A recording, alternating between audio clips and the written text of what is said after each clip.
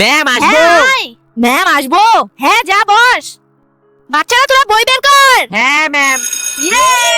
তো বাচ্চারা তোমরা টিফিন করে নাও। বয়রা তুই থাক, আমি একটু হাতটা ধুয়ে আসি। ঠিক আছে। বয়রা তুই জানিস বেঙ্গি গরিব, ও শুধু তোর সাথে বন্ধুত্ব করেছে টাকার লোভে। বেঙ্গি তুই কি এনেছিস রে? আমি তো শুধু দুটো শুকনো রুটি এনেছি, আর তুই? আমি তো চাউমিন এনেছি রে। এক কাজ কর, তোর রুটি দুটো আমাকে দে আর আমার চাউমিন গুলো তুই খা।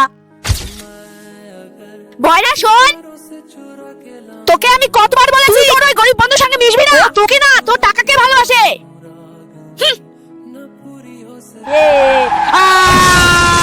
বয়রা তোর অ্যাক্সিডেন্টে তো দুটো চোখ নষ্ট হয়ে গিয়েছিল, তবু তোর বন্ধু বেঙ্গি তোকে দেখতে আসেনি। আমি তোকে সাবধান করেছিলাম না ওর থেকে দূরে থাকতে। বেঙ্গি?